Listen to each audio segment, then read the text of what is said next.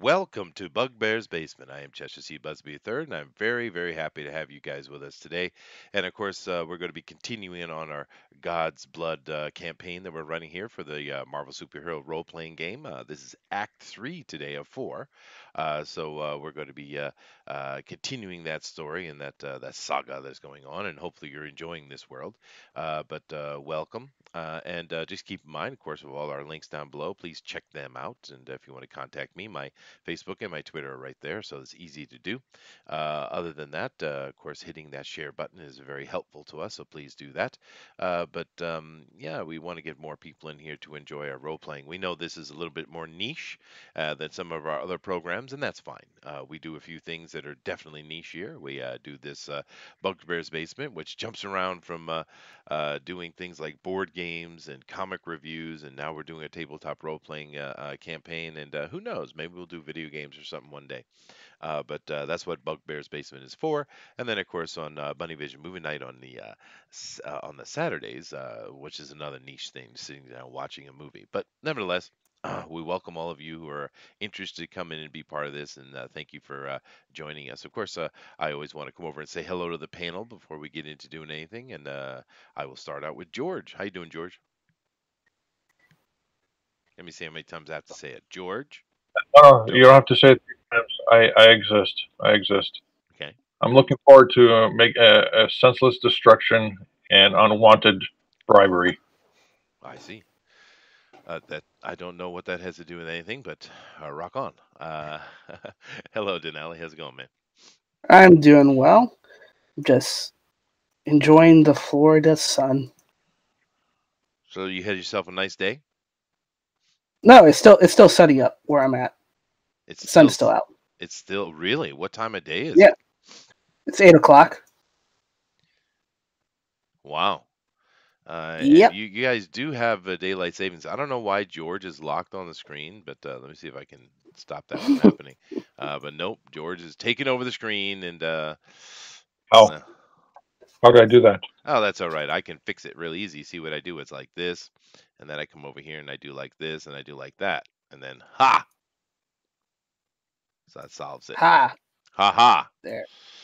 It's done. All right. Let me come over here and let me check and see. We are missing one of our team members here. And where do you think would be the best place to grab him? Fanspeak, probably, or the Discord? Hmm. Part of the Discord. I'll try the Fanspeak page and Discord. So, but other Mhm. than that, I did want to make a little bit of mention. If you could do me a favor, Janelli, could you go do a quick search for me? What is the name of the animator that created Lupin the Third? Lupin the Lupin. Third. Yeah.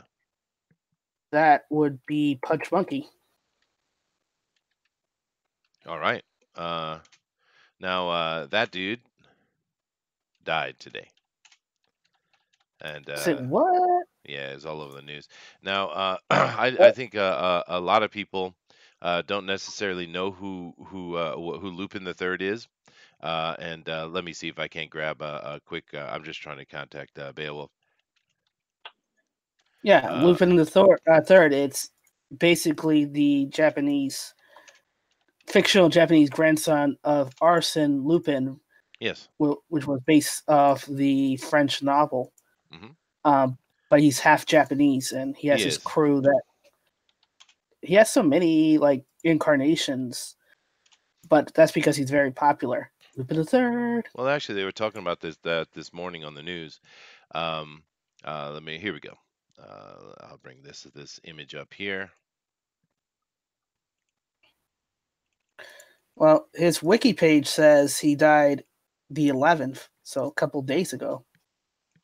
I don't know about that. I just the news was all about it today. So I see. there's there's an image for you. But I know most Westerners have never really seen this. Hey, Mox Rocks, what's going on?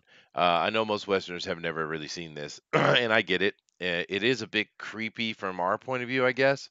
But it is mega. It's like one of the biggest anime you have in Japan, actually. It's crazy popular. And the reason why you've seen so many different animators doing it is because everybody wanted a piece of it. Still, wants a piece of it.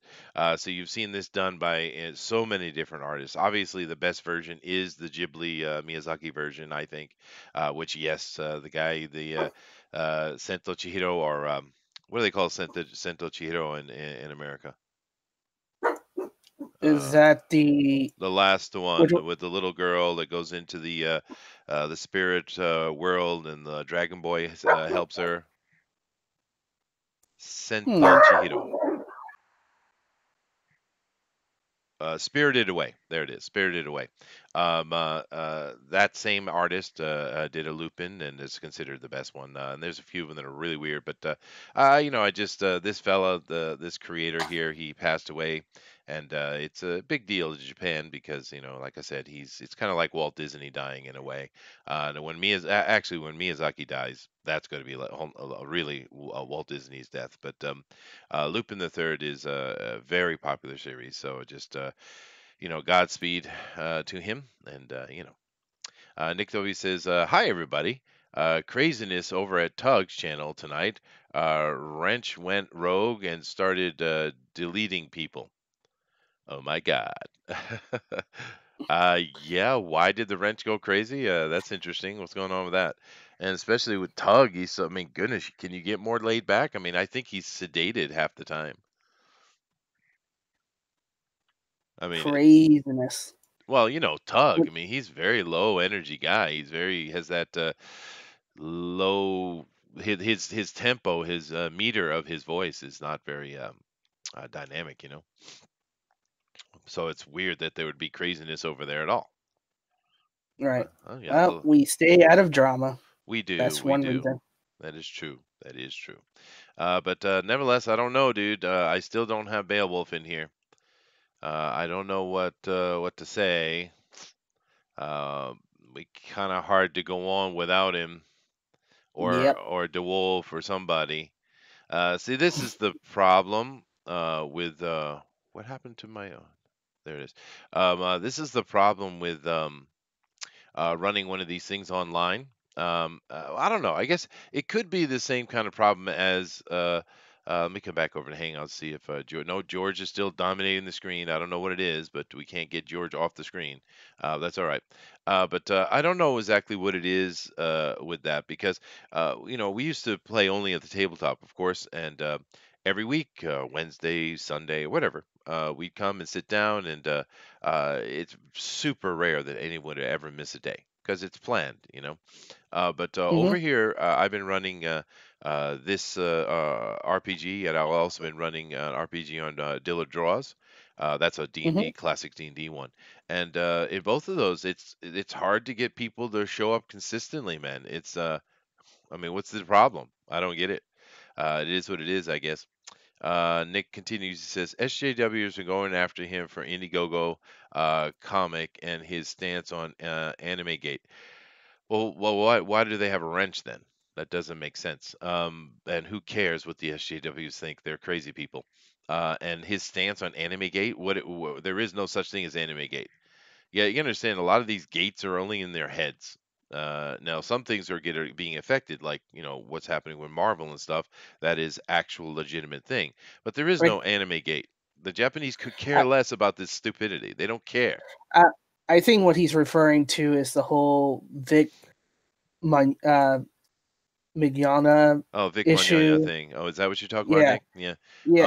Yeah. Yeah. Well, that's another bunch of nonsense, right? But that's But just hate and attack. yeah, but the Japanese still don't like what's happening there because it's tainting their property I suppose with from all. a profit margin point of view, yeah, yeah. But the Japanese really truly understand that they don't care about this nonsense. See, over here in Japan, women have no problem whatsoever being women. Matter of fact, they see the advantage in it, and they take advantage of it all the time. You know, and Yep. men are happy to oblige them, right? Well, you know what I mean. When we talk about Oblige away. advantage and privilege, dude, Oblige away. Oblige away. what does that mean? No, just saying. Go ahead and oblige them however you feel fit.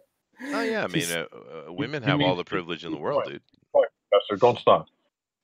I'm not going to stop. I mean, women are have lots of advantage over men. In general, they do. Especially because of how men we treat them, right, and what we do, interact with them. So, but I don't care. I'm not going to get in that conversation. But just it's too bad about Vic. It sounds like he didn't do anything other than being one of the. I don't know. You've met that kind of guy before, the hugger. We've all met them. They just hug everybody. I love the world, and like you, dude, back up, right? I get it. He's one of those. He's not a creepy guy. He's not no Joe Biden feeling up the little girls. It's not that level, right? And it's weird how they do everything they can to stay away from the Joe Biden issue. But that have you ever seen that guy around children? That's a creepy dude. Um, and men are happy to oblige them. Chester 2019. Absolutely, dude.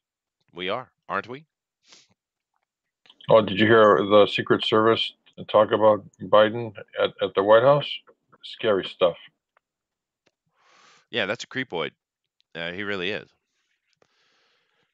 But then again, when we're looking all these things unfolding over the past, you know, so many years here, the past few years, a lot of times often these progressives are pointing their fingers at what they would consider a conservative, and mostly they're yelling at the center, really. But Yeah. It's funny because when actually people get arrested and go to jail, it's always liberal. Why? Because they're always so overly emotional and they put their emotions on the line, and emotions can get you in trouble. See, this is why being conservative and more logical and more patient is better for you and everyone around you. It's ironic that when it really push comes to shove and people actually get arrested, it's always a liberal, right? No, not surprising. No, it's not to No, us, but they I can't mean, see it because Joe Biden, that's a creepy guy. He's a really creepy guy, and well, for a long time, I just thought, he's a typical politician, right? No big deal. But I when mean, you see that guy around children, I mean, he's a creepy guy. That's not. I'm around kids every day, dude. I deal with hmm children of all kinds of ages every day, and that's not how you act around kids, dude. I mean, I'll pat a kid on the head or pat them on the shoulder if they're feeling a little sad or something, or little thing. Yeah, there is physical contact with children. Of course, there is. It's not a big deal. And in the West, where this has become, don't you dare even look at the kid. That's ridiculous. That's stupid. That's not how you interact with humans, right? But you don't do what Biden does. It's creepy, dude. And like I said, I'm coming from a position of I understand children because I deal with them every day, right? That's a creepy guy. yeah. Yeah. I never got them awarding themselves medals towards the end of the thing. I was like, why are you guys giving yourself medals? Yeah. We survived. That's the medal they were giving themselves. Well, Hmm. I have left But anyways, comments on various places, and I'm getting no yeah, response, not only from Beowulf, but from nobody. Nobody. So it's like nobody. the world has died, and we've not been informed yet. Oh How well. about we do an impromptu news night? Yeah, I'm thinking about what to do, George. Because I'm all ready and set to go, man. I had my story, and I wanted to continue on in this world that we're building together. You know, because I got 4 acts, right? And this is the Mhm. third act, and we're on time, we're on schedule. You know what I mean? Well, we are. I said I would do it. Last week we had to go longer than I wanted, but I'm very happy with the progress we've made. I think the world is coming together in a very vibrant way. It's very clear to Yep. see what's going on, and I like it. And I like what I've got coming because I got more to unveil and more to show and more secrets to come out, right? And I think once the series is set, the 4 acts that I have for this series, I think we could play in this world all we want because it's going to be very clearly laid out what it is. Matter of fact, I think this world's probably something you could take and throw into a book. It's one of the it's little bits and pieces. I made it up as I've gone along, but it's bits and pieces of a lot of things I've made over the years, I think. But this is actually turned into a pretty cool little thing, don't you think? Yeah, no, it's very interesting. excited to see where it's go. That's why I'm still here. Mm, I'm excited to see what my fellow players will do and how my character will continue evolving with the interactions. Like sure. I said, my character, because of George's character's action, has been made him forced to kind of grow Hmm. quickly than most. Yeah, sure, sure. And this is a gritty setting, of course, as well. This is Yeah, a cyberpunk superhero, which I don't know if I've ever seen quite that before. Have you? I mean, we see cyberpunk, we see superhero, but they usually leave superhero very much in the modern world with standard skyscrapers and hot dog stands and things like that. But actually having a cyberpunk in itself can be superior. There's a lot of cyborgs, and of course we have yeah, cyborgs as well. But having actual superhero and cyberpunk mix, I'm not sure if I've seen that. Maybe if the chat can inform me of some series or Matrix was a little bit, superheroes in with cyberpunk. Neo. Yeah, a little bit. Yeah. Yeah, and unfortunately, they went, all that the philosophy and all that stuff that the general audience was like, what does that white do in the Colonel Sanders Alpha's talking about? What? Oh, the architect. I didn't Yeah. get. Yeah, I didn't get it. I didn't get it. Yeah, well, they It's always try like, to go that way. I don't know why, but because it's we understand, okay, we can understand what they're talking about. It's not like it's that deep, but yeah, no, people understand greed. People understand desire, rage. These things are simple and easy storytelling elements. We don't need to get into yeah, some philosophy of God and the creation of Eden. We don't need this conversation between the male god and the female god, is which is what they were doing, right? yeah. But It So, was a game basically between them two. mhm. so this is interesting. Yeah, a revelation based on what you said has come to my mind. We're just your petri dish of testing, aren't we, Chester? Is that's how it is? You're Yeah, setting up George. the next story for Tales from Beyond the Gate, and you're just No, I'm not. No, I'm not. guys. Definitely not, You're dude. just a test. Not at all. But Moxrock says, Chester, how much of the FaceRip system do you have? I know there are two core books. I have everything, dude. And there's a lot more than that. This is back in the early '80s when the Marvel superheroes role-playing game really dropped. Like I mentioned before, its inception was actually in the late '70s, but that doesn't matter. But at that time, TSR was hot, hot, super hot, right?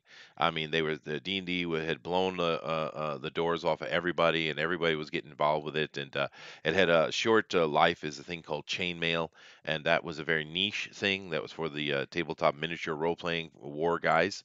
But it Mhm. very quickly shifted into the first Dungeons and Dragons, and then into Advanced Dungeons and Dragons, and Second Edition, etc., etc. But they were crazy hot. They also came out with Star Frontiers, Star something, which was a kind of like a D&D in space, sci-fi version, which no one seems to remember that very much, but that was actually popular for a little while. And of course, they also came out with the Marvel system, which is very, very different system, right? It wasn't following their standard D20 polygonal dice system they had, and it was awesome, and they made. Oh, gee, I don't even know how many books I got, dude. I don't know, 50, 60 books? I don't know. It's a huge number. But I have all that stuff. I was a big fan of it when it first came out, and I bought it, went to the store, and bought them all the time. Because I was from 12 years old, I actually went and had myself a little job, mowing lawns, and I always had little jobs. Star Frontiers, thank you very much, Mox Rocks. And that was actually fun. I played several of those games, but the problem for Star Frontiers was that around the similar time, we had a few other type of sci-fi role-playing things that had come out. Traveler was coming out around that time. You had the original one, which was playing off of D&D, which was I can't remember the name of it, but it was this giant spaceship that the people on it. It was such a big spaceship they thought it was a planet or something, and they didn't realize they were lost in space. Prometheus, not Prometheus. No, what was the one where they wake up and they were actually been on the planet the whole time, and there's a bunch of mutants that are eating it, trying to eat them? I can't remember if that's sci-fi movie, but that movie was kind of playing on that. But that was real popular. But the real one that came out and killed it was called Gamma World, and Gamma World just dominated the sci-fi post-apocalyptic thing for quite a while until I would say GURPS is not GURPS, Palladium's Rifts came out. And when Rifts came out, Mm. that just, I mean, I don't know that there is any system that has more books than Rifts over the years. D&D's got a lot, especially the fourth edition. They just poured, that liquid hate on top of us. But Rifts, man, that the number of books on that is absolutely ridiculous, and it's an interesting world, but I never really got into it. But yeah, the late 70s and mid to late 70s and early 80s was the hot time for the role-playing game coming out, and of course I was at that perfect age, right? Because I started playing. I was introduced when I was 9 years old to Dungeons and Dragons. So that was 1979, I guess. Yeah, dude, I've been in it since the beginning, and it was just wonderful. Do you have any IRL role-playing friends over there in Japan? No, I don't, dude. Japanese don't do that. I did meet one group that was playing some D&D. You can find some D&D books in Japanese, actually, shockingly. And it's really weird to look at a D&D book written in Japanese. It's bizarre because the Japanese lay their books out different than we do usually. But it's bizarre to see it laid out just like it's just a Western book, but it's all translated into Japanese. It's a strange thing. But I have met them, but I have my levels of tolerance when it comes to the otaku or the nerd, right? I have my levels of tolerance. I can accept a lot, and I can get in. I'm cool because I'm a nerd. Let me look how nerdy I am, right? But dude, the group I found, that's like alien next level nerddom, and it's like nope, nope, nope. They live, breathe Dungeon and Dragons. They sleep in their armors. No, They dude, they literally yuck, yuck, literally yuck. literally yuck, yuck. Like that.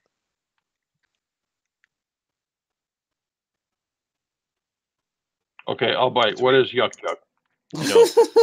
You know, you know, that kind of laughing and goofy and very bizarre. Like they have like mullets and they're dirty, which is ultra strange to find anyone who's unwashed in Japan, dude. That's a very hard thing to do. I don't know. They were bizarre, beyond bizarre, and I just couldn't tolerate it. Which is, weird because I am an ultra nerd, dude, and I've been around nerds my whole life. But these guys, they take it to a new level, and I just couldn't. Like my wife would come up with me because we go do shopping, and she'd hang out for a few hours and just to watch. They literally couldn't speak with a female in the room. Literally, I had to have my Yep. wife go out and sit in another room because they couldn't speak. That's how broken they were. Yeah. Yeah, no, dude, I'm not hating on nerds at all, dude. I love nerds. I am a nerd. I'm just saying the group that I found that actually played D&D over here was a next level thing that I just couldn't it creeped me out. I just couldn't be around it. I mean, it's unfortunate, but it is what it is. But other than I haven't found other groups. I've run some board gaming nights here with local Japanese, and they like that well enough. But getting them to do role playing, they just don't get it. Japanese are It's hard to explain. Japanese have emotion, of course. They love to laugh. That's the first emotion they go to. They love comedy, but they're they're They're stunted Vulcans. in a way. I They're think the Vulcans. Yeah, yeah, they kind of are. They're just kind of stunted. And they're also it's a weird thing because we've all seen the crazy stuff that comes out of Tokyo, but they're also kind of innocent, and they're also they're like the second or third most educated people on the planet. They're incredibly intelligent, IQ level across the whole country, right? It's very high, Hmm. but they're also dumb. I know that doesn't make any sense, but They're they're it's true. they're they're book smart but streets dumb. Extremely street dumb, and it's more than that. In their classrooms, right? Like when in my classroom, I do a lot of different things, and the kids that Well, they I Didn't you touch about this before, where you said that because the manner they're educated, they breed conformity, so they don't breed critical thinking, That's unlike right. the West. And that's one of the reasons why in your class, and I think that you were going to mention, you breed that in I your do. class, make them think, I do. and that's why your kids have higher retention rates and all that stuff. There's higher retention rates, higher license grade scores, and various things like that. Yeah, I've seen a lot of success with my kids over the years, and I tend to keep them for. I mean, I'll keep the kids, 12, 13 years, right? When I get them at usually at kindergarten, and because I don't accept them below 5. It's just no way. 5 is the bare minimum to dealing with a child, Mhm. and that's why kindergarten is set around that age, by the way. But I keep them for about 12, 13 years until they go to university. And, they're very dynamic compared to the other Japanese you run into. And I'm not being mean. I love Japan. I mean, it's a great country. These guys do have a wonderful civilization over here. I'm just saying that they're just not educated about stuff that is not necessary. Like if you ask them a question, a simple little question like, who unified Japan? Well, they'll say, "Oh, Tokugawa unified Ieyasu unified Japan," and then I say, "Why?" No one has an answer, not even a clue. Right? They're just not educated that way. They're educated for exactly what they need to know, and beyond that, there is no education involved. So you can't ask questions. Therefore, as a role player, sitting down at the table and doing role playing, you need to be a dynamic thinker, right? And we talk about nerds and stuff like that, but nerds are smart, dude. And you have to be smart to do this kind of role playing game. You can't be dumb.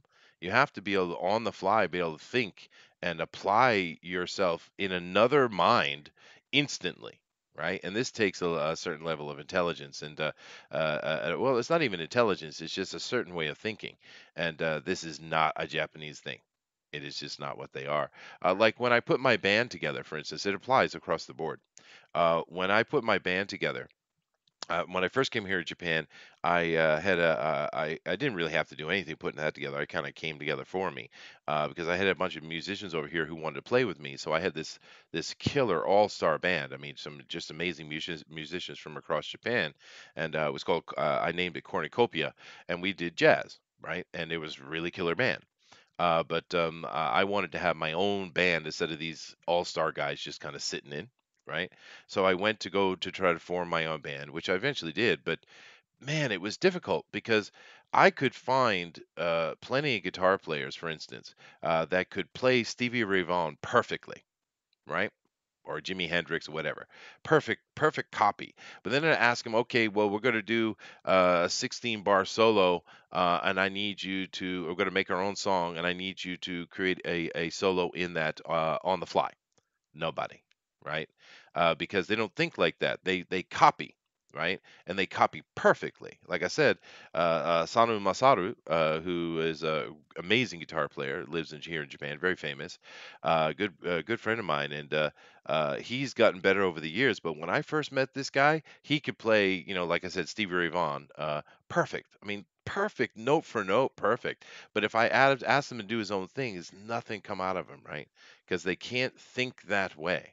It's like when I go to Mossberger or go to some place to get some food, right? And I say, you got that chili you put on the hot dog. I'd like that chili on the hamburger, and I'll pay for it.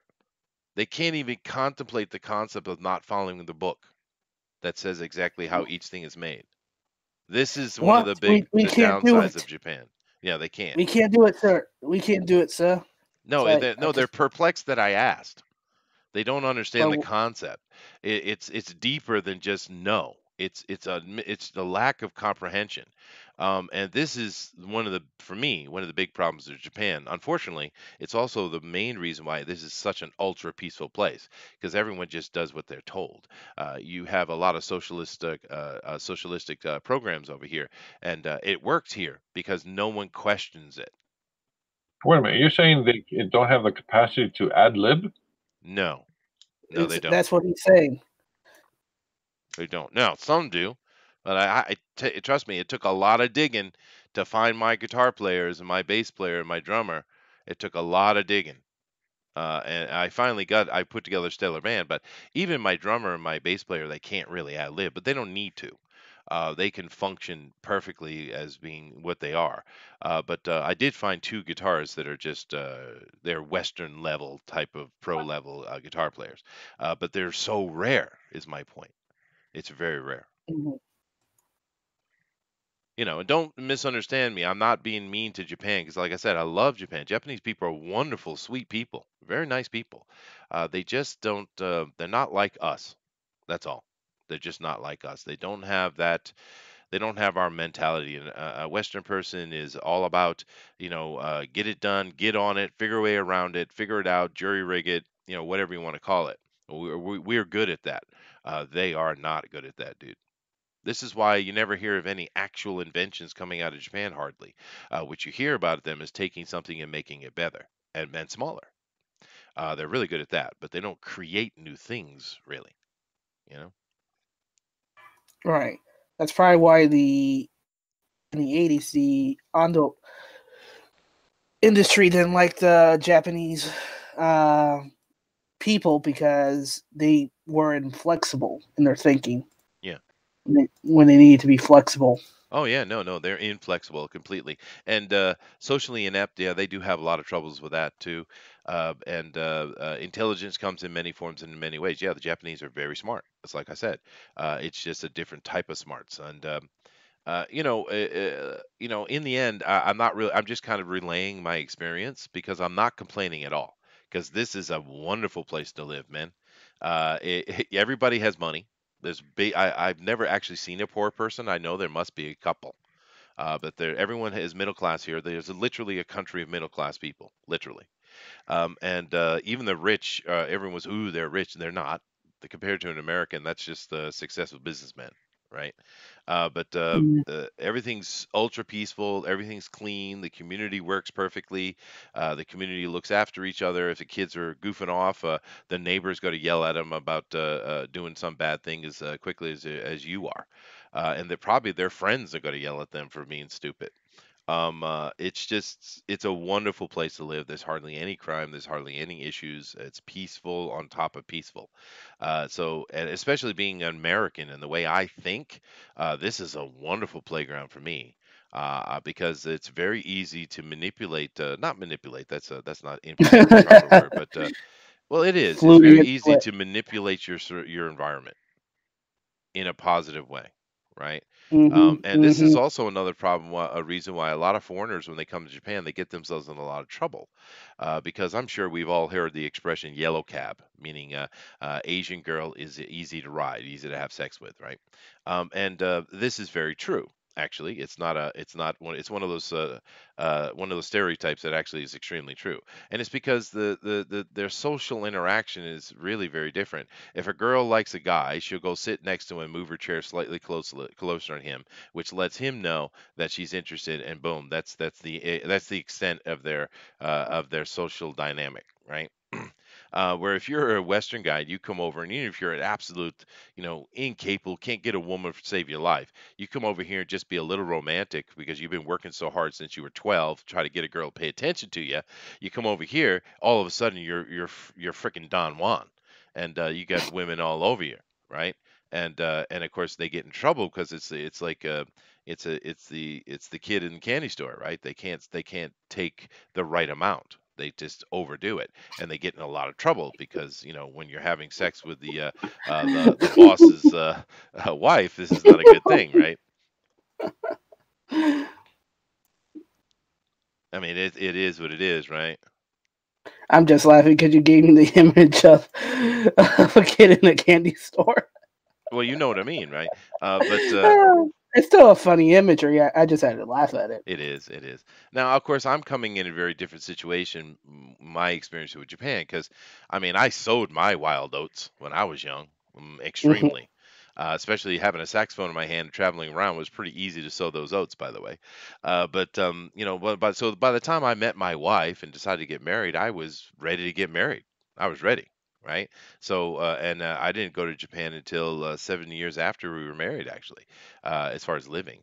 So when I came over here, I was happy and satisfied, more like I said, to use the word satisfied in my marriage.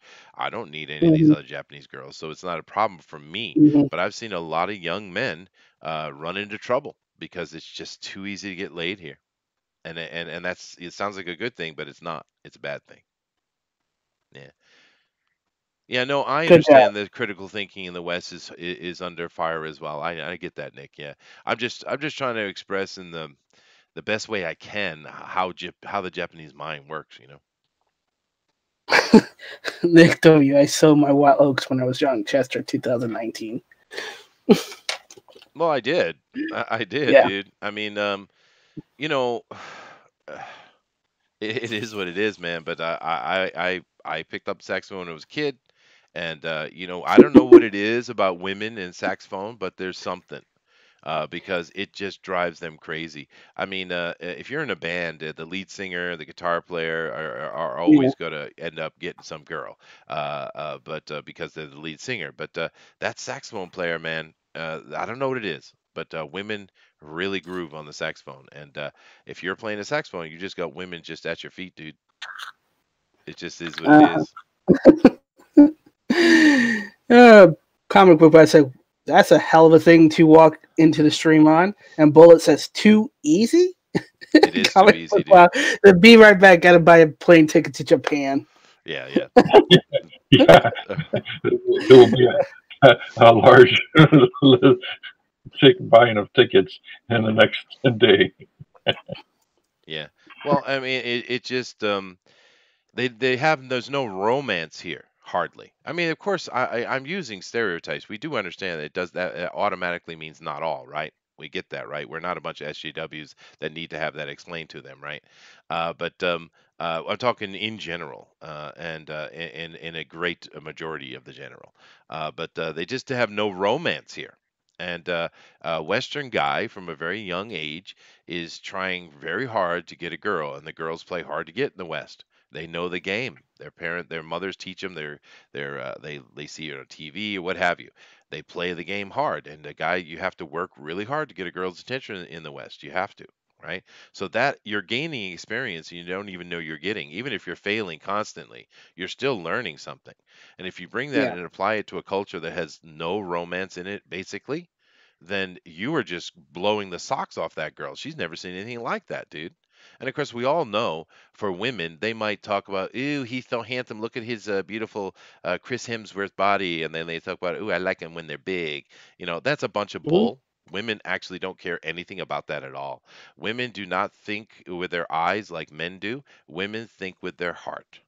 And therefore, if they are endeared to you, then they're interested in you. That's how it works, right? That's why you don't see men running around putting makeup on all the time like they do, because women don't work like that. So it actually doesn't matter what you look like at all.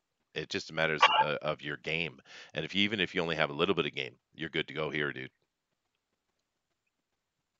Good to go. Yeah. Chester, 2019. Yeah. Combo Bob says, greatest sax player ever, the guy from Lost Boys. Yeah, that guy. I can't remember his name though. He always had his shirt off. Absolutely sexy stud dude. Yeah, yeah, yeah. Of course, the greatest saxophone player to ever live, it would probably be John Coltrane, although some people would argue with Charlie Parker. But I think Coltrane's the greatest saxophone player ever. But I get it, especially for this And just, conversation. I'm curious, what is the most difficult room you ever played in?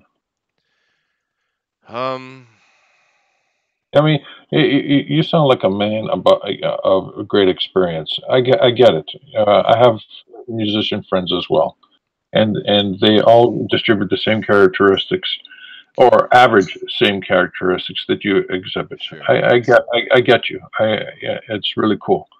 But the one thing that I ask my friends is, what is the one room that you had difficulty in, and what happened? I would say the worst room I've ever been in was in Atlanta. We were playing at a pretty sizable live house, actually. I imagine you probably get 300 some people in there. So it was a pretty good sized live house. And it wasn't part of the circuit, but it was like this little place that we got booked into somehow. I don't know exactly how, but basically they were a bunch of we were a bunch of white dudes, and they were a bunch of black dudes. And we this is when I was with the band Two Step, and we were kind of a jazzy blues rock type of fusion band, really. And they just were not digging on us. I don't know why we were put in there. I did try to get us to switch over and do some blues, and I was trying to lay some blues down to the saxophone, but yeah, they didn't want any of it. They just didn't want the white boys on the stage, you know. Mm. And I think that's the toughest room I ever played in, personally, as far as music goes. But then again, like I said before, I've been all over the world, and I've never met any group as racist as a Black American. They are full on hardcore racist, right? So I say that as far as just musically, I had a night. I don't remember where it was. Maybe it was my second or third Wesley Festival, where I was just not. I was not in good shape. I was under the weather. I was sick, and I was just having a hard time because we were playing songs like Milestones, and we were doing some Spyro Gyra covers, and that's extremely challenging. That's top end level jazz playing, and you have to be on the ball to keep up with that. And I had a real hard time that night. It's so horrific in my memory. I'll never forget it. That's how bad it was. So yeah, but I guess that'd be my answer, George. That's interesting. And did you ever recover from it? Did you think that was a learning experience, or were you? Uh, what was your mindset the moment you left? I mean, bring us into your world, because it's one thing to have an ongoing, always happy moment going from bliss to bliss, but it's those moments of tragic and mistakes and whatnots that actually create your character. I mean, what did this experience bring to you? Well, I had already experienced the Southern black man before that. Because understand that at least at that time, I don't know what's going on now, but at that time, the all the black dudes I knew in the North were just Americans. It didn't matter what color anybody was. We had Latinos and blacks and Asians. It was all mixed, and no one cared. No one cared. Race never come up ever. That's what I grew up in, right? Mainly. But because my dad was a military, government guy, we travel around, and so I had experienced the Southern black dudes before, and I'm not saying the Southern white people don't have some racism. There's certainly I've seen some racists in the South and in the North that are white. I've seen a few, but I'd already experienced the hardcore racism of the Southern black man, and so I already knew it, so it didn't really shock me. I just thought it was unfortunate that it didn't give us a chance because that band Two Step, they only got to kind of low mid level popularity. We never get any stadium tours or anything like that. But that was a really solid band. The musicianship of that band was really good, and we could lay down anything. And if they had given us a chance, I think they would have enjoyed it. But they just did because we're all, I mean, the most white boys you can meet, all right? I mean, pink level white boys, right? And they just there was everybody and there was black. There was not anybody who wasn't black, right? And they just didn't want to have anything to do with white boys, and they said so quite directly. And we just, we did our set, we finished it, our obligation, but it was a waste of time. And I really don't understand why the booker put us in there anyway, because we were using what that band was doing was using a booker instead of having your own independent agent, which a lot of the bigger bands would have. You have this kind of agent that will cover kind of more like a musical groups. It's like you'll cover this like organization type of a booker instead of a direct agent. You know what I mean? And we were Yeah, yeah. using that kind of thing. And I imagine what happened was he just had a spot to fill and he didn't have any to fill it, so he just filled it with us just to get it done. I imagine. But it was stupid. We shouldn't have been in there. We shouldn't have been in there.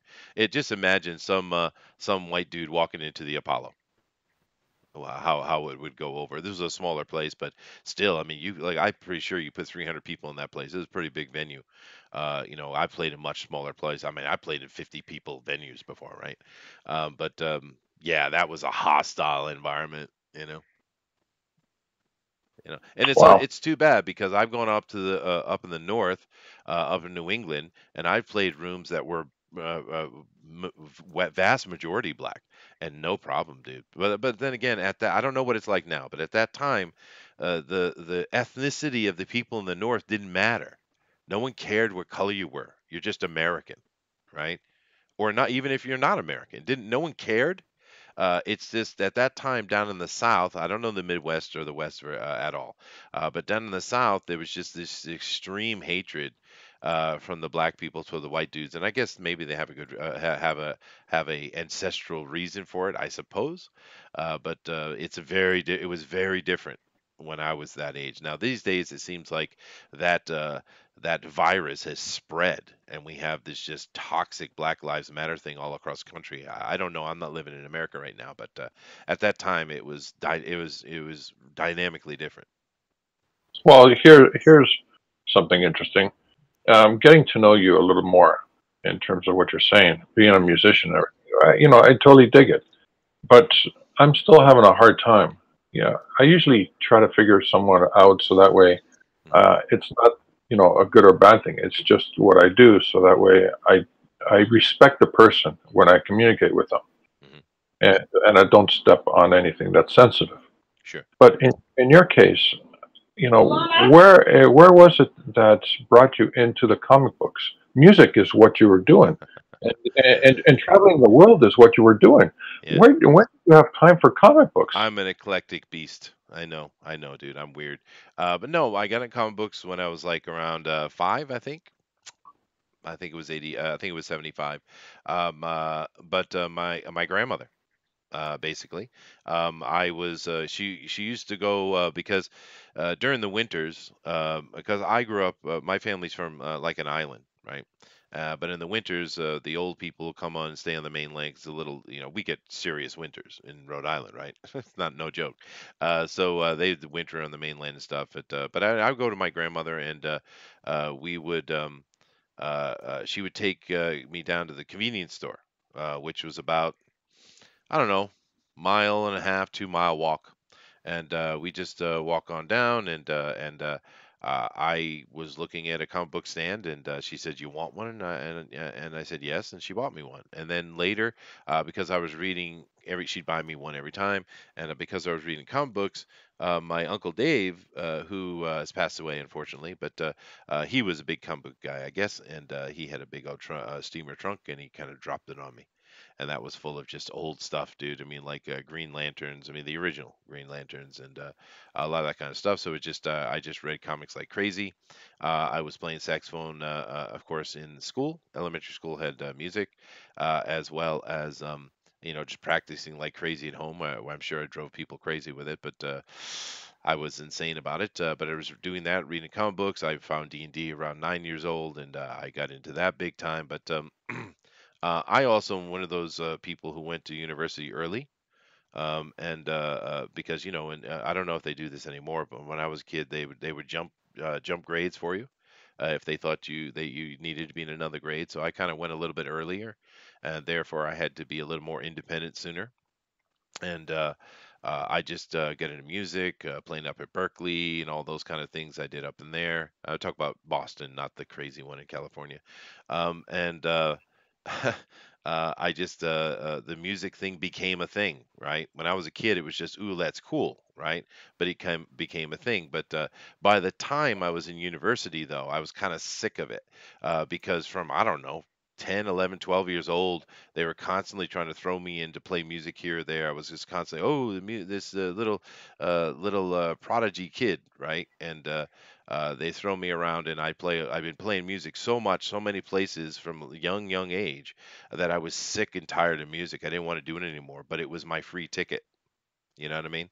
So I kind of made a deal where, all right, I'll do this, but I want to study anthropology because I want to be like Indiana Jones. I was stupid. And That's how I got into anthropology. And at the same time, I was running a double major, right? I was studying anthropology at Brown, and I was at the satellite they had in Boston, and I was studying music at Berkeley.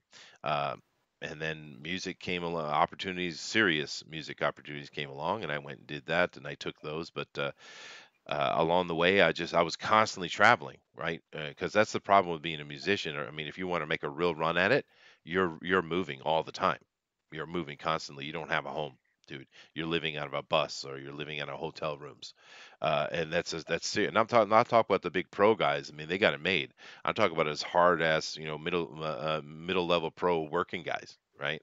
And so I was always trying to stay in one city a little bit longer if I could, to try to see if I could find some musical opportunity instead of just grabbing some tour bus or something like that. And that's how I became started working as a bouncer because I needed cash, right? And someone had suggested it to me. So I would just always was a bouncer in every new city I go because it's a job I could do easily and have my times for music, to be able to play.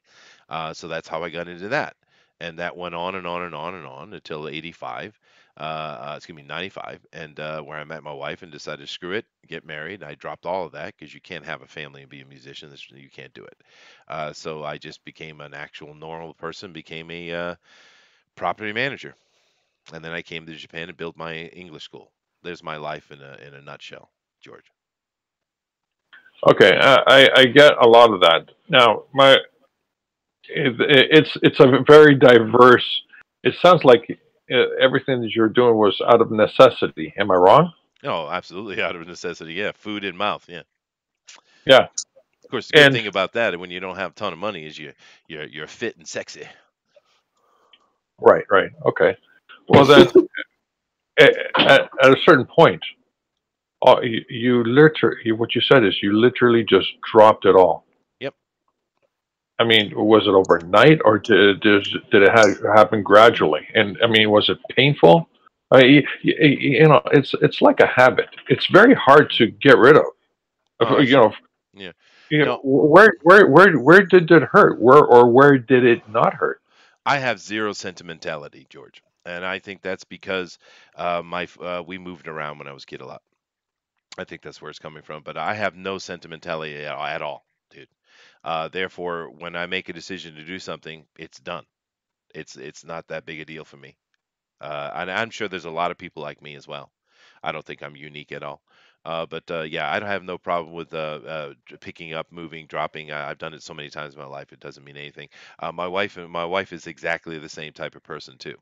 Now she's a sweet, kind person where I'm a little bit more hardcore and strict.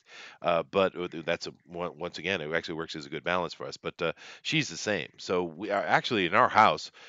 We have certain items we keep, but we clean everything out. We don't keep junk. We're the opposite of a hoarder, right?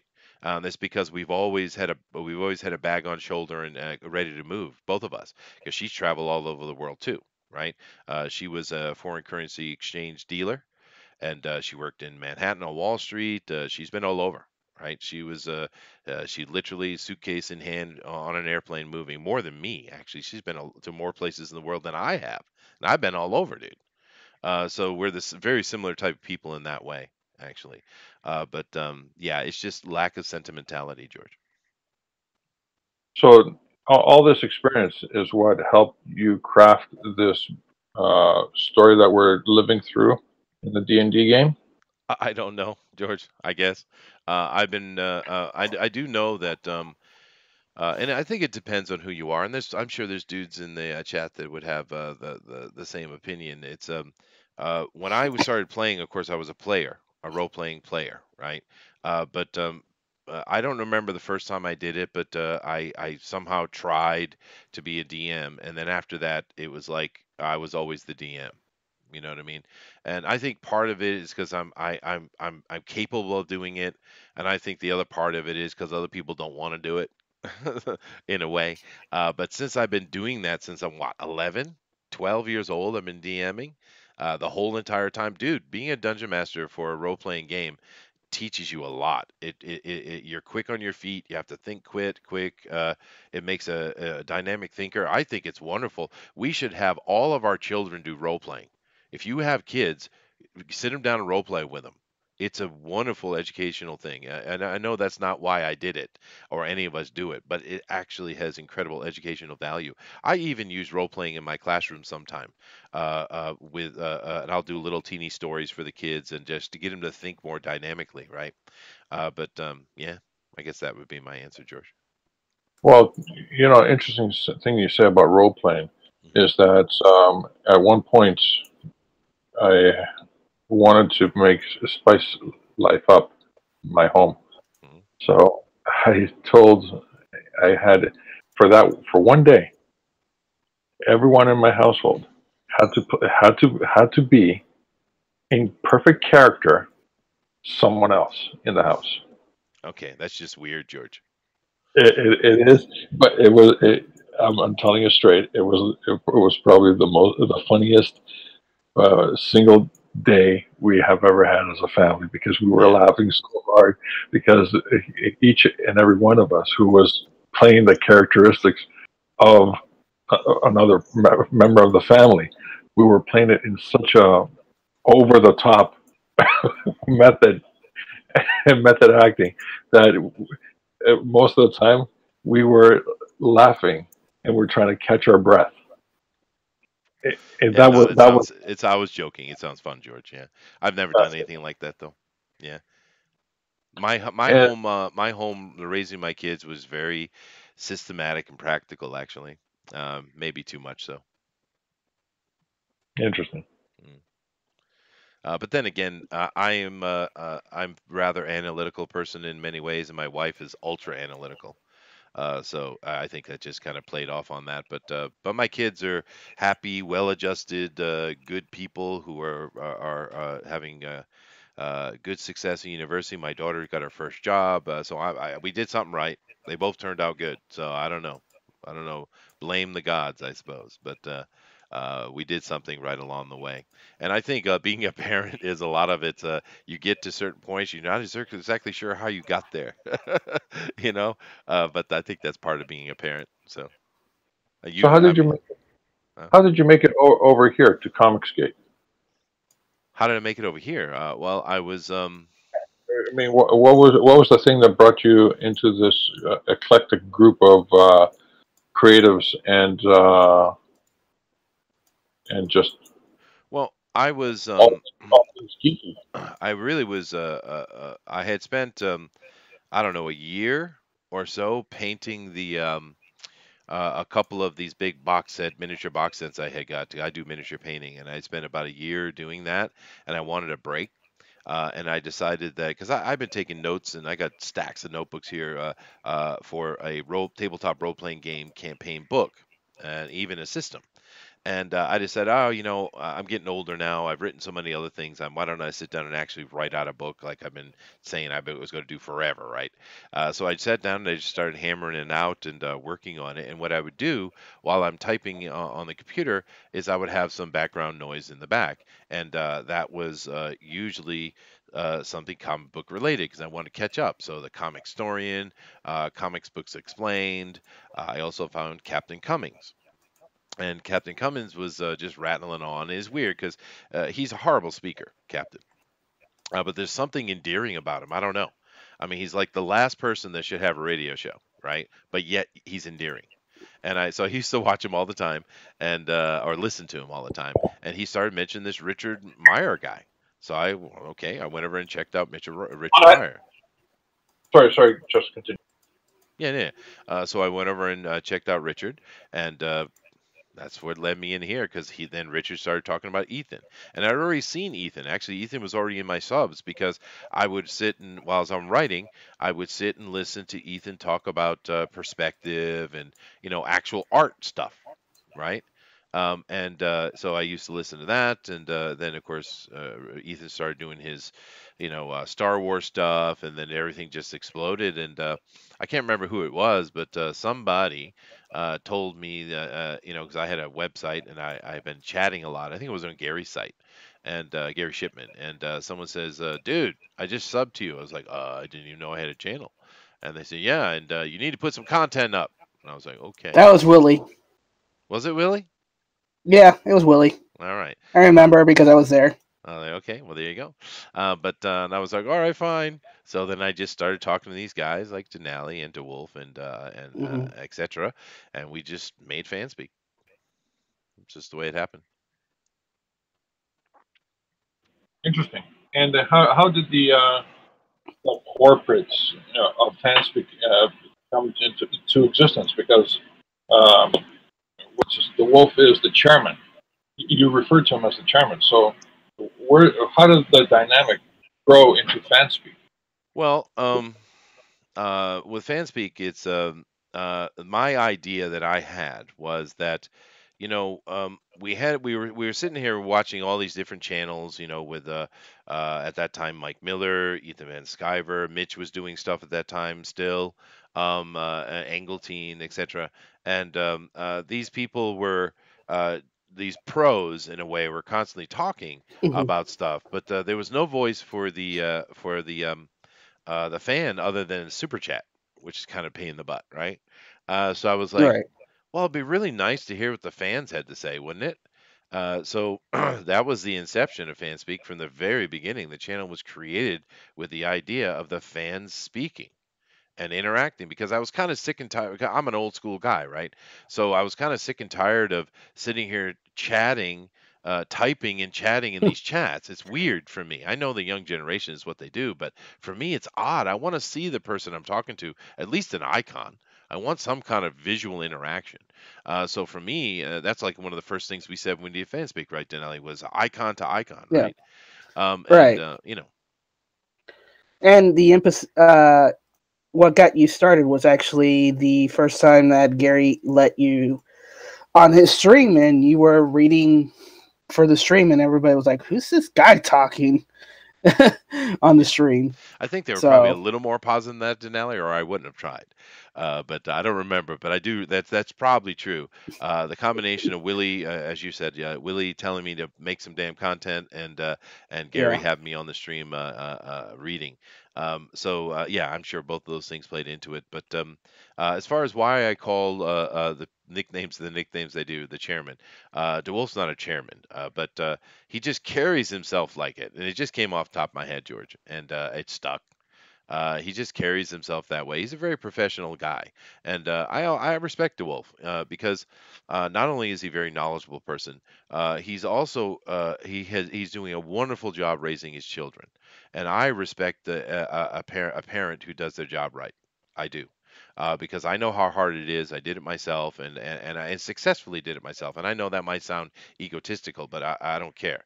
I'm very proud of how my children have turned out so far. Knock wood, right? But and DeWolf does a really good job with those kids, man.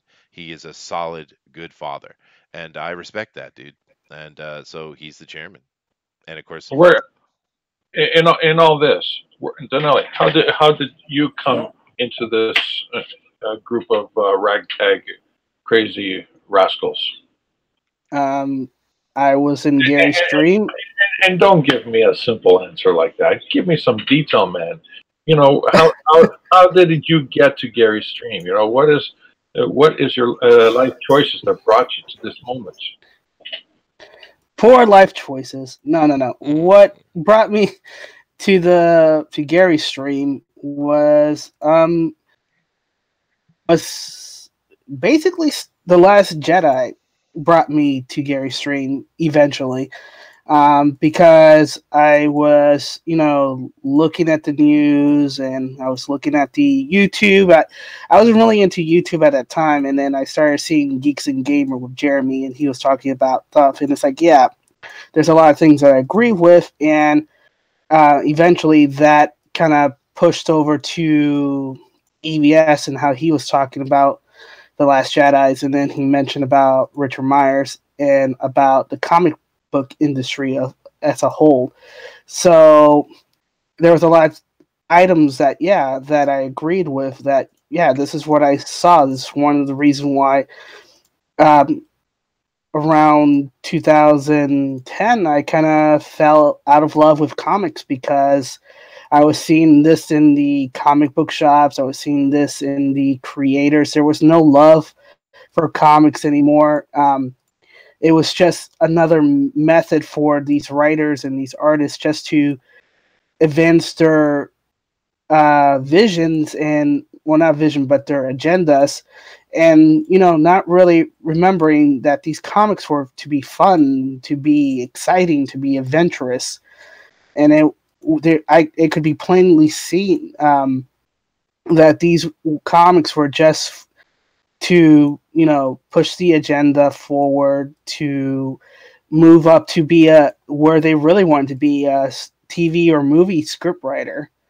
And you could tell from the quality of the work. The art improved eventually, but the writing continued to go downhill. And those were some of the topics that I agree with.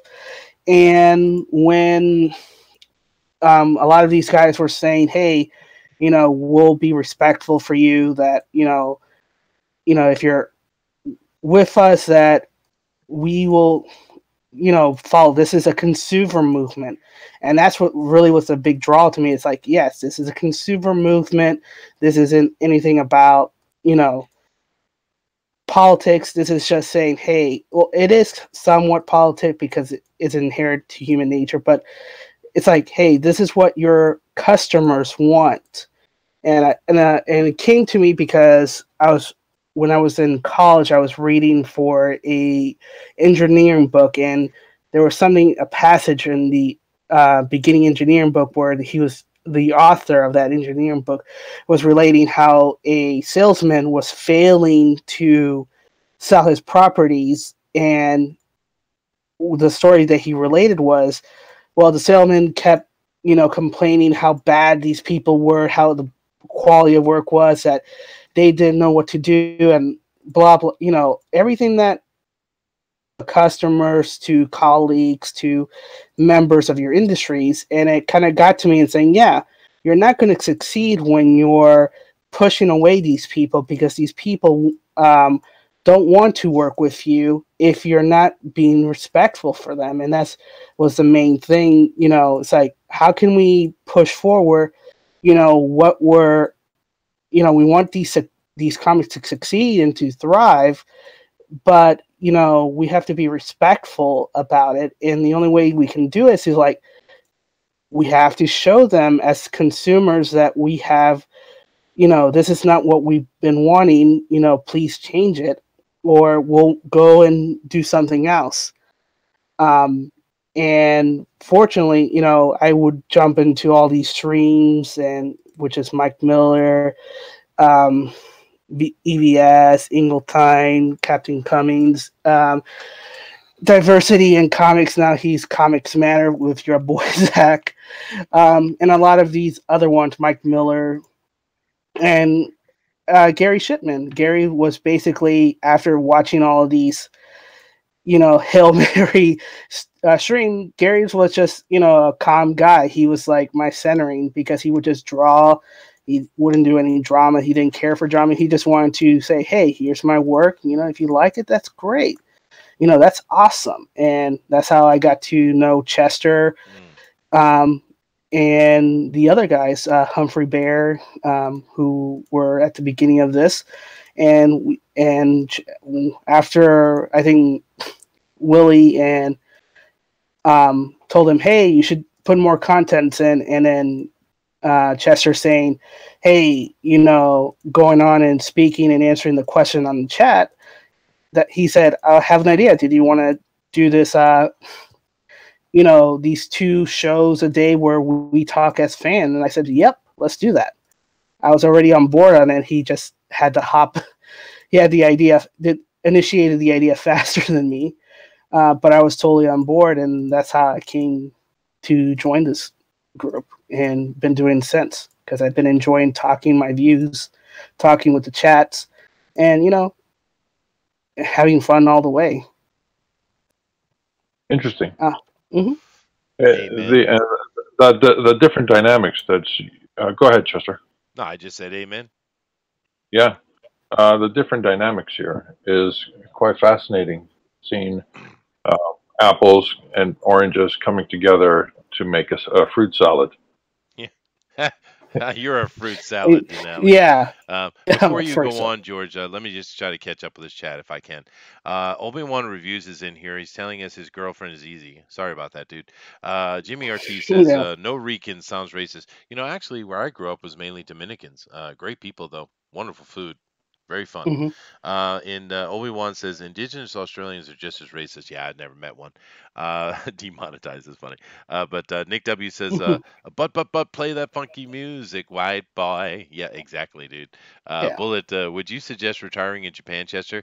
It's a wonderful place to retire, but do you speak Japanese? Nick W says, because you have to, because the Japanese are the worst English speakers on the planet. Just keep that in mind. Nick W says, when you were 5, was that when Superman debuted? Obi-Wan continues. He says, "Who needs role playing? Chester can find plenty of things to talk about." Yes, I can, dude. Matter of fact, my wife would say I talk too much. We got Thundero in here. I saw it coming in a little bit before, and he says, "I am the Lord of Thunder and Houseguard to Lord Thor. Thor. That's basically my sole purpose here. Pretty typical route. I guess everyone came the same way you did, Denali. But Hmm. let me go back to Thundero for a second. Now, Thundero is actually a good example because when we started Fanspeak, George, most all the people who were on that, and in the beginning, I tried my best to have 10 people on every show. Mistake. That was a mistake, but I did. We I learn tried from my, it. and we did learn from it quick too.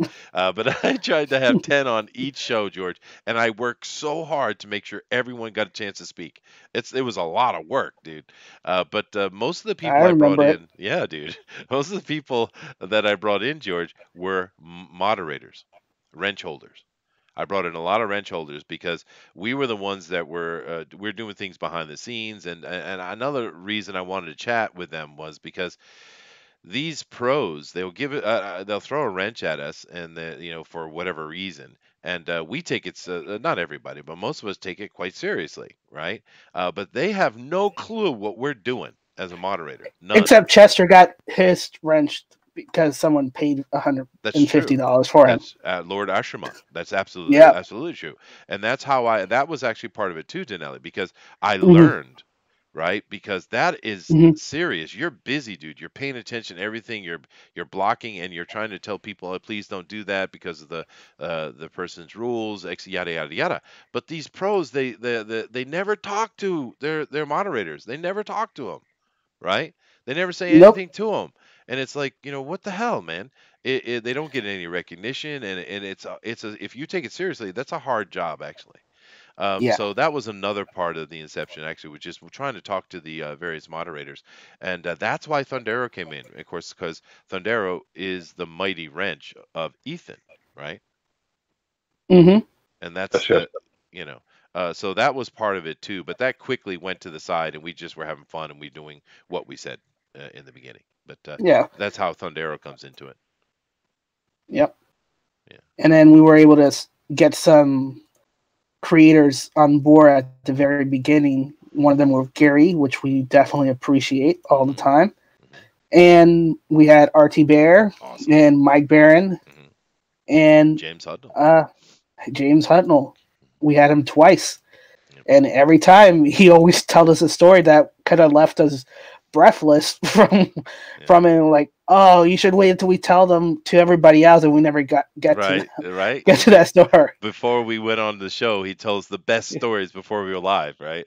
And Yeah, I think the reason was because we weren't live. He was saying stuff he probably yeah, didn't want to say live, because about right. crazy betrayals and nonsense in Hollywood and all that Oh, kind of stuff. yeah, it was Yeah. crazy. Mm. Well, that's a hard act to follow. Yeah, it And is, knowing dude. all that, and you can't even talk about it after that Well, when I you're going mean, live. I think, like I said, I think it's just something that he probably didn't want to say live. But Yeah, no, James Hudham was a great talk. We've had a few others too. Who's the guy that did? I think it was called Stickman, right? yeah, that was John Allen. John Allen. That's another great interview we Yeah, had. Mike Barron was a killer. And RT Bear is freaking awesome, dude. That guy is yeah, so. I mean, he doesn't have to be. I mean, he's freaking RT Bear. He can do whatever he want to yeah, do, right? But that dude is so awesome and so accommodating. We've met a lot of cool people. Benny from the White Widow group. I love Benny, man. That's a yep. cool guy. We've met a lot of really fun people, George, including yourself. We've had a lot of really fun interviews, and where it's a lot of fun. We love it. Where do you see Fanspeak? It's a silly question. I know it is, but I got to ask it. Where do you see Fanspeak in 6 months, 1 year, 5 years from now? I think, of course, I listen to the people that are involved because FanSpeak isn't just me; it's us. But me personally, I see us just continuing doing what we're doing, having fun. I'm sure things will improve and tighten on certain areas. Certain shows will be dropped, new shows will be picked up. Like for instance, Money Vision Movie Night is not a particular popular show, but we have a great time doing that. TFT has proven to be very popular. People are really enjoying Mhm. that. And that's new. But I just think we'll keep doing what we're doing. I'm having a great fun time doing it. My schedule allows for it, even though with my new schedule, I can't do anything after. It's why I don't get to talk to Manny anymore. I don't get to talk to Jimmy Ortiz. I hardly ever get to see anybody anymore because my schedule's so tight. But at least here for these few hours I have in the morning, I can sit and chat with the world, and I'm loving it, and I'm going to keep doing it. So because I'm not after anything, George. I'm not looking to make money. I'm not looking to have a million sub channel. I don't care about any of that. I just want to sit and chat with some friends. I don't care if it's 10 or 100. It doesn't really matter. That's what I'm after. That's what I want. Now I know there's people in FanSpeak that want more than that, and that's cool. And we want to move toward that. Let's try. But me personally, I'm just enjoying having a chat about the things I love. You know. Okay. I get what you're saying. And Nelly, what about you? Same question. Well, my future is that we continue growing FanSpeak. We want to be the voice of the fans. We want to get not just the creators. I know there was a question on our Facebook page. It's like, do we have to be promoted to get on the show? It's like, no, you don't have to promote No. anything. If you want to be on the show, then be on. Just tell us, and we'll put you on the show. More Chester than I, because he's able to fill that, able to facilitate that. But Yeah, it's weird though. Why is no, that though, Denelli? well, because you're the one who has power I of have the power. I don't have channel. any power. You have the power of the channel, and you're the face. I suppose I'm Now the take chair, your I guess. place. But yeah, Yeah. no, we've actually been real lucky about some of the guests we've had on this show. Yeah, but Hmm. no, you don't have to be. This show is called FanSpeak. The whole, you know, the channel itself is FanSpeak, right? This is about fans. I wouldn't. We Hmm. could have fans on every day, just sitting chatting with each other. That's fine. What we're Yeah. trying to do by bringing on these big names or these Indiegogo creators is simply to help them out if we can, and to introduce what they're doing introduce more people to more people. That's the purpose. But I say it every damn show, dude. If you want to be on this Hmm. show, go hit the links for me in Facebook and Twitter and tell me Chester put me on the show, and Chester will do that. I mean, that's what we want. Definitely. We want fans here, right? But And we that's what will we fill say. those holes. Yeah. Yep. And that's what we say each and every day. Since we started on that, only the creators have been taking advantage of that, and a couple of our fans has been taking up on that. But I guess you know, like the commenter said, he enjoys just listening. But I think the option that he can join Mhm. actually made him happy as well. Yeah, Um, because and the cool thing about that too, Denelli, is mhm. in the entire run of what we're up to 230, 240 videos now, right? In Yep. all of those videos, we've only had one jackass on the channel once. Yep. Yeah, and that's a pretty good run, I'd say. We've been real lucky about that. I resent that. Hey, okay, sorry, George. No, everybody knows who I'm talking about, and I shall not get into any mentioning So any names because why should I? no, But we've no only had one invoking, jackass on the channel once. but it was also a learning experience It as well. was. It was. Yeah. Okay. Uh, Then let me ask you this to you guys. mhm. I hear it constantly, constantly. It's like a repeated record. If you want to be on FanSpeak, come by. We'll bring you in on so we can listen to you. Straight. Voice and all that stuff. Blah blah blah. Yeah. But it's not a lot of people. Actually, statistically, the people who take you up on it is invisible. It is very Why? low. Yeah. Why is that? Is it I your you know? Does your breath smell? You got something in your teeth? No, I think they're afraid to have their voice heard. I think they're worried that they won't have something to say, or they won't be as fluid as some people. And my response to that would be, who cares? Just come on Right. here and have a chat I'm on because, there.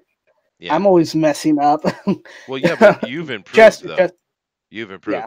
And we've done stuff like that too, George. When Denali first came, he's not, I mean, of course, English is not his first language, but Denali was really rough when it came to just public speaking.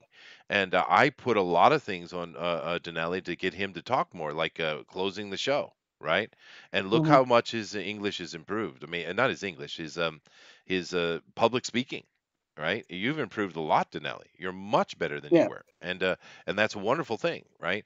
And I think Right. what people need to come into mind. I mean, obviously, I have a gift for gab, right? And I do it Hmm. every day. I'm a teacher, right? I talk all day.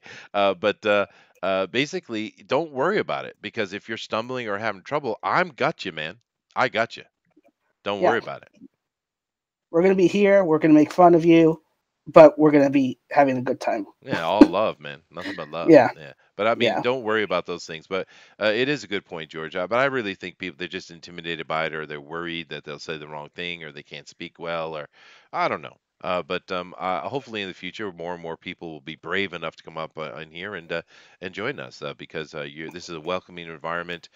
There's no judgment here. We're a bunch of dudes, so we're going to bust each other's balls because that's what dudes do. But nothing but love, right? I mean, like I said, we've Right. only had a single jackass on the show. Every other person we've had on the show has been absolutely awesome, right? And it's just it is what it is. Yeah. Interesting. Absolutely. Thundero says, "I'd be a better speaker if your Chester didn't censor me all the time." Sorry, Thundero. Thun- Thunder has to be censor, or else the internet would Yeah, explode. you guys think I He, burn the mic up sometimes? he's Yeah, well, tame. He's a tame boy. Yeah, he is. Yeah. well, this is fascinating. So, it's something that just sparked into my head. Can we Hmm. collectively short circuit Booster's thought process by actually talking about him and how we all hypothesize or rumor mill think how he came to being and how his life has been and how he came to Comicsgate and how he ended up on Fanspeak. Well, Can we make no. stuff up that will blow his gasket? No, no, yeah, that's the good thing about boosters. You can't take them off. Well, you can, Yeah. but nothing we are going to do is going to take them off. And then actually, boosters another good point. I mean, right now we haven't been able to see very much of him because he's got a new job, his schedule has changed, and then it's life. I mean, this is a hobby. This is fun. Life is Hmm. real. But the good thing about Booster is he was a great addition to the show, and he's very good at comedy, especially self-deprecating comedy. You can lay into him and say the most horrible things for him, and he'll roll with it beautifully, right? And of course, everyone understands it's comedy because we're joking around because we love Booster. Booster's a great guy. He's actually very smart. He plays the dumb guy, but he's a very clever good dude. He's well informed. Don't I like tell him. him it's a secret. Well, no, He. I mean, come on. It is what it is. He's not really well informed on the TFT stuff, so that's why you don't see him Uh, over there. But when it there's a comes to booster comics, saying, he's very knowledgeable. yeah, he's already lighting up my thing. He knows you're talking about him. Is he? Yeah. But Yeah. no, I mean Booster is a wonderful addition to the crew. We love Booster, man, Yeah. and he's like I said, that self-deprecating humor. He's really good at it. So no, you can't tick him off, George. I know how to piss him off, but it's something I would never do because it's not in my nature to do that. But no, no, you can't make Booster mad. He's a free spirit. And it's pretty impressive too because we joke on him because he's young and stuff. We make those kind of jokes, but actually, he's quite mature for his age in some ways. As far as work ethic and things like that, we can rattle his cage a little bit, but in many ways, he actually has some maturity to him beyond his years a little bit. So that's interesting. Thundera says, "Oh, you already said that. Me? What? Hmm? Thundera. Okay. But yeah, Hmm. George, Booster. Yeah, the oiled one. Oh, that's interesting. Booster, if you're listening now, or maybe you're playing this back, listen. I don't care what Chester says about you. I think you're okay. There you go. Sweet. We also had Pope Fire from the very beginning too, and she's been a little less here recently for really unnecessary reasons. I've told her many times just come on the damn show, but we all. I'm not going to get into the controversies and the drama stuff here. We don't do that, right? But Right. everybody knows what I'm talking about. I wish she'd just come on the show because we don't care here. Because I have two rules right on this show, and everyone knows it. Do not come up into my chat cussing and swearing. Don't do it. And don't come up to my chat starting to start a fight. Other than that, everybody's welcome. I don't care what your political view or things are. I don't. Everyone's welcome here. This is Switzerland, baby, and Yeah, come on in.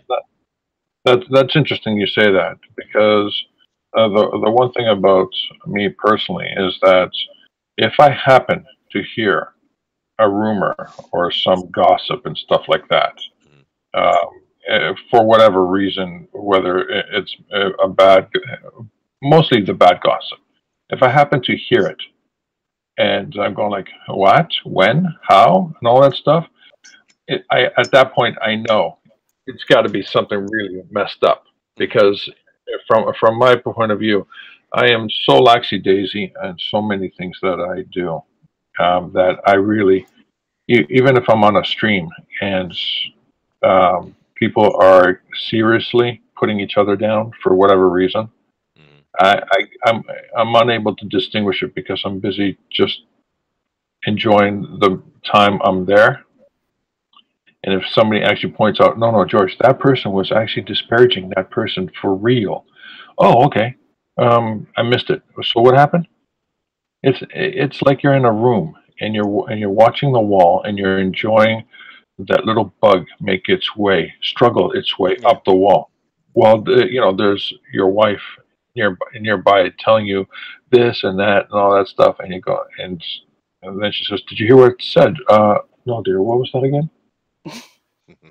Torturing that bug, Yeah. Oh well. George. But George the bug torturer. yeah. Uh, But unless unless you literally hit me over the head with some information, I, I won't be able to distinguish it from humor. Yeah, well, some people play that game. Some people like that. We're not like that over here. Obviously, you can tell that if we did more drama and more controversial stuff over here, we probably have a bigger audience. But no, I'm happy with this audience, and this audience comes in all the time. I mean, they are coming in here, sharing with us, and enjoying with us all the time. They're awesome. I don't care. I'm a very happy Quality over quality over quantity. quantity. That's right. Yeah. Yeah, Well, yeah. didn't Drawn and Quarter, the nudie version, have a large audience? Well, yeah, well, once that again, that was not. controversial, right? And the nudie version Yeah. was only because it was Bellet, and Bellet is portrayed that way. Otherwise, I wouldn't Yeah. have done it. But yeah, the The controversy Godzilla. sells. But I don't. We're not interested in that here. We're here. We're trying to have fun, dude. I don't want any freaking drama.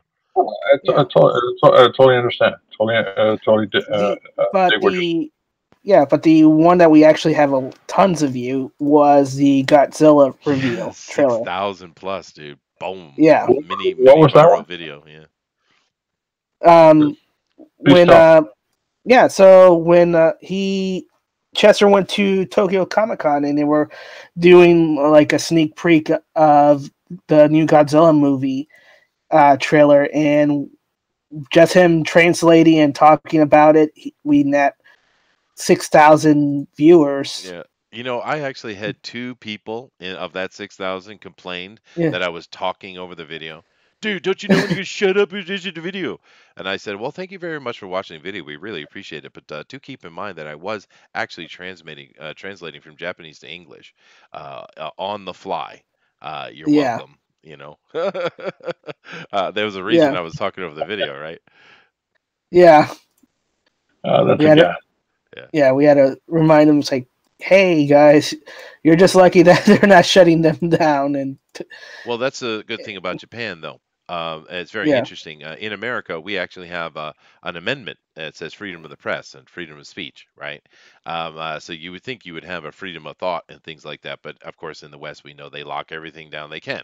But here in Japan, even though they don't have a constitutional Bill of Rights at all, they actually follow the rule of open and free speech quite well. hmm and you're doing something live to the public at an event, of course you can stream it. Of course. And I actually made sure because the Japanese are extremely pedantic people, right? And I've lived here a long time, so I know them quite well. So I, months ahead of time, I called up to the Japanese side of the Tokyo Comic Con.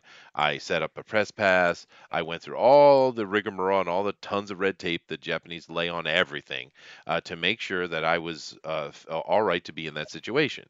And they were totally cool about it. It was just simply jumping through the hoops, and we all know that we do that here. It's no angst or anger like you see in a lot of Western DMVs and stuff like that. Everyone knows, yeah, this is a red tape, but it just is what it is. And I did all that ahead of time. So when I walked into that con with that camera running, I was totally cool to go. No problems. Not even a question from anybody. Nice. Yeah. Press pass. Press pass. Yeah. Multipass. Multi-pass. Yes.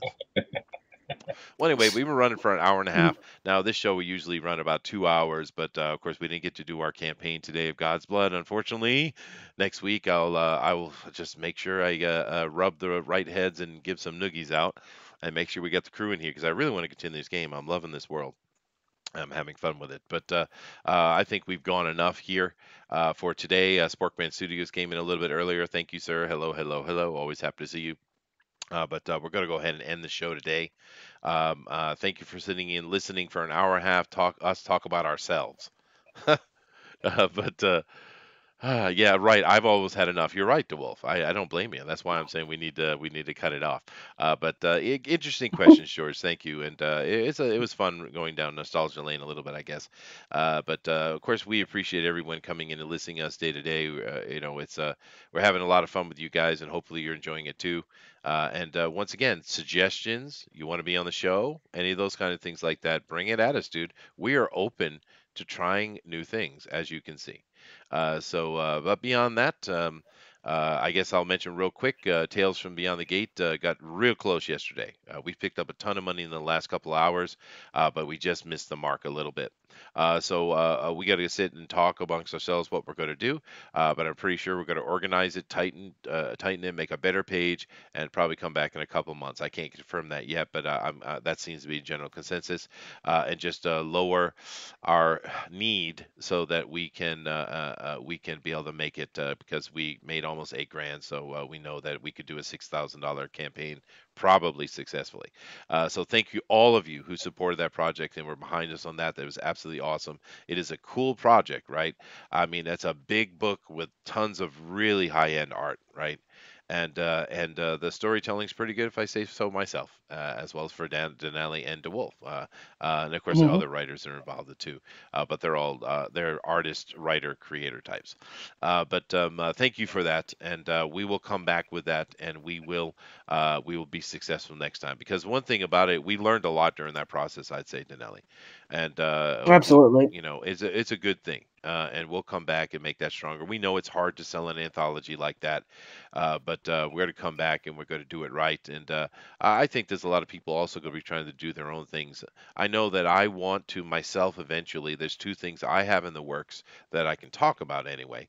One, I have multiple ones, but I have a full-on role-playing game, tabletop role-playing game campaign book. Right now, I'm kind of looking at the D20 system, but there's some other things in the background I can't talk about that maybe will have a new, very interesting system attached to it. But I have put a lot of work into that, so I think I want to finish that up. And the real thing that's held me back from publishing that is art. And I happen to know some artists Food. now, right?